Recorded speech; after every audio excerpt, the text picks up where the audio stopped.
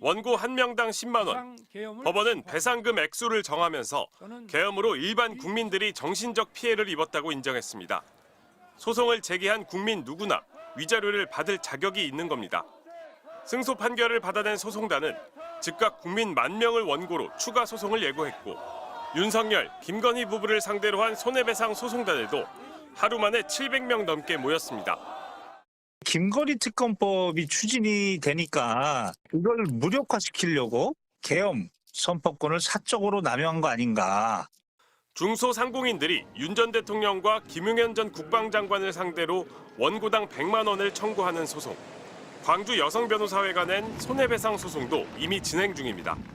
국가와 윤 전 대통령을 상대로 손해배상 소송을 제기해 승소하면 국가가 먼저 배상한 뒤 윤 전 대통령에게 구상금을 청구하는 방식도 가능합니다. 계엄에 대한 위자료로 10만 원 정도는 충분히 인정된다고 했던 이번 판결을 기준으로 하면 전 국민이 소송에 나설 경우 배상 금액은 5조 원에 달하는 셈입니다. 윤 전 대통령이 항소 여부 등 입장을 밝히지 않고 있는 가운데 이번 소송 대리인 측은 일단 윤 전 대통령 재산에 대한 압류 절차에 들어가겠다고 밝혔습니다. 이번에 공개된 윤석열 전 대통령의 재산은 79억 9천만 원. 이 가운데 본인 명의 예금은 6억여 원, 나머지는 배우자 김건희 여사의 재산입니다. 다만 이번 판결이 일선 법원의 1심 판결이기 때문에 재판부마다 판단이 엇갈릴 수는 있습니다. 윤 전 대통령이 받아들 내란 배상금의 규모는 최종적으로 대법원에서 결론이 날 것으로 보입니다. MBC 뉴스 윤상문입니다. 시민들의 힘으로 윤석열 전 대통령의 친위 쿠데타 시도가 무산되고 일주일 뒤 104명의 시민이 모여 윤 전 대통령을 상대로 손해배상 소송을 제기했습니다. 비상계엄 선포로 입은 정신적 피해를 배상하라는 취지였습니다. 명백하게 위헌적이고 위법한 그런 비상계엄이 선포가 됐는데 국회가 탄핵을 하지 않고 머뭇거리고 있을 때입니다. 반년이 넘은 심리 끝에 법원은 오늘 시민들의 손을 들어줬습니다. 원고 측 요구대로 윤 전 대통령이 이들에게 각각 10만 원씩을 배상해야 한다고 판결했습니다.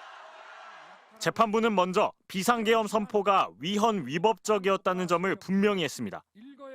비상계엄 선포엔 여러 요건이 있지만 선포할 당시엔 그런 상황이 전혀 아니었다는 겁니다. 그러면서 비상계엄 선포의 절차적 문제도 지적했습니다. 재판부는 이 때문에 대한민국 국민들이 헌법상 권리인 국민 주권 등을 침해당했을 뿐 아니라 무장한 계엄군의 생명과 신체의 위협을 받았다고 인정했습니다. 결국 국민들이 겪은 공포와 불안, 불편과 수치심 등 정신적 고통에 대해 윤 전 대통령이 위자료를 지급할 의무가 있다면서 원고들이 요구하는 10만 원은 위자료로 충분히 인정할 수 있다고 판단했습니다. 다시는 대한민국에서 대통령의 위헌적이고 위법한 공권력 행사가 반복되어서는 안 된다는 경고적 의미와 함께 윤 전 대통령을 상대로 제기된 비슷한 취지의 또 다른 민사소송이 진행 중인 가운데 이번 소송을 맡았던 변호인도 시민 만여 명을 대리해 다음 주에 추가로 소송을 제기할 예정입니다. MBC 뉴스 송정훈입니다. 이번 판결은 헌법재판소의 파면 선고 이후 법원이 처음으로 비상계엄의 불법성을 인정한 판결입니다. 국회 등 헌법기관의 권한을 훼손하고 국민의 기본적 인권을 침해함으로써 헌법소의 책무를 저버리고 민주공화국의 주권자인 대한국민의 신임을 중대하게 배반하였습니다. 재판부는 12.3 비상계엄의 피해자가 국민들이었다는 점을 분명히 했습니다.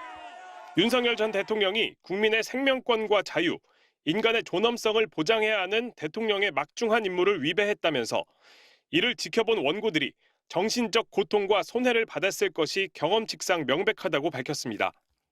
또한 비상계엄 선포 이후의 조치들도 위헌적, 위법적이라는 점을 조목조목 지적했습니다. 윤 전 대통령의 명령으로 출동한 계엄군이 살상 무기를 휴대한 채 국회의원과 보좌관들은 물론 국회 안팎에 모인 국민들을 상대로 총을 겨눴다며 물리력을 행사해 위협했다고 했습니다.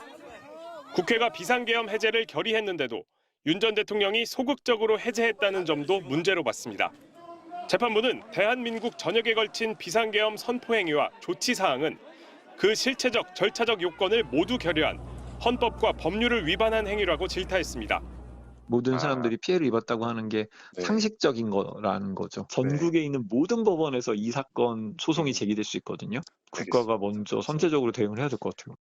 국민들의 기본권이 제약되고 헌법기관이 압박받았다는 법원의 이런 지적은 전두환, 노태우 두 전직 대통령에 대해 대법원이 내란죄 유죄를 확정했을 때의 논리와 비슷한 만큼 현재 진행 중인 내란 사태 관련 형사 재판에도 영향을 줄 것인지 주목됩니다.